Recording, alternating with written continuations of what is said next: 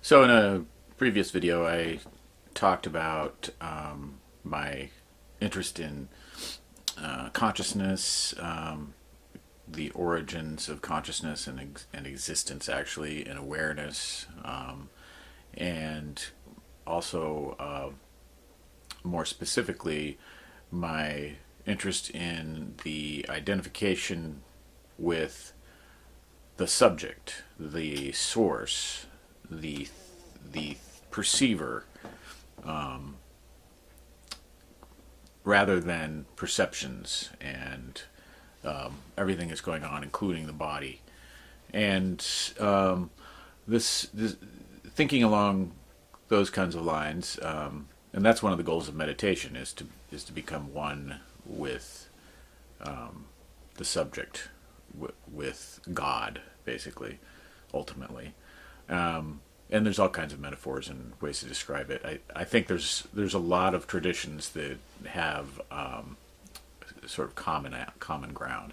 Anyway, these interests started pretty young for me. I was raised in a pretty strong religious home and church, and at some point in my high school years, I started questioning those beliefs and practices and that reality, basically, and started exploring other interpretations of existence or reality. And one of the early books that I got turned on to, and writers, one of the first writers I got turned on to that dealt with subjects like this, was Alan Watts, the English popularizer of Zen and Hinduism and Buddhism in the West.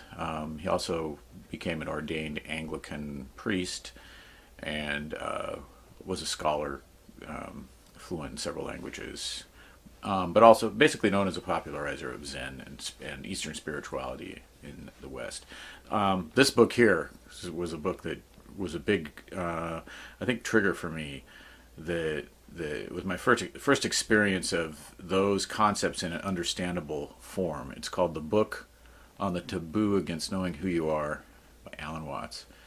I have a lot of his books, and there's a essay that I want to read to you from another one of his books. I'm not sure if I'll do it in this video, but here's it's talking about it's called On the Taboo Against Knowing Who You Are, and I can cut to the chase. On page 11, he says, "The most strongly enforced of all known taboos is the taboo against knowing who or what you really are behind the mask of your apparent, separate, independent, isolated ego." And it's basically an intro to the idea that there is no separation, that everything's connected, that we are not separate in any way from our environment, that it's continuous, and also a more esoteric idea. I mean, that first one is basically a scientific view of nature. Everything's connected.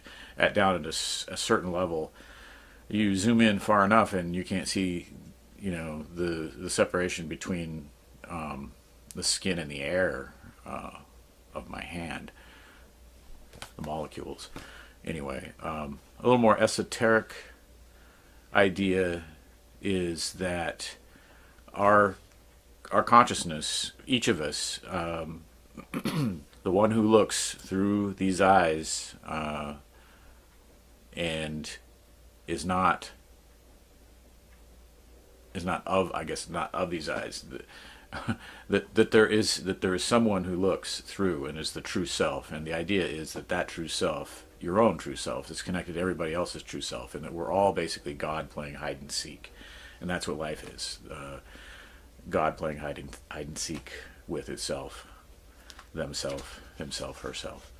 And Alan Watts says this is basically a version of Hindu cosmology, that God is really the one player that's acting and splitting itself up into all these characters and having dramas to learn about itself.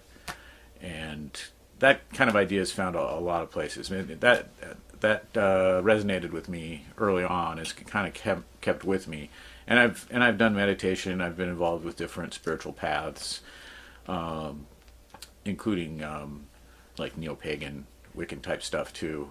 But Zen is probably the one that's drawn me the most as far as resonance. And also I've gotten into reading different channelers too. There's a lot of commonality between all of these traditions and ways of looking at things.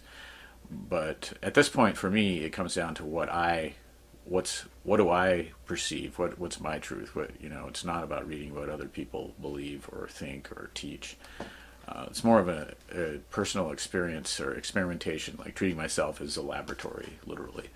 So anyway, I thought that I would try to share ongoing thoughts about those types of interests that I have.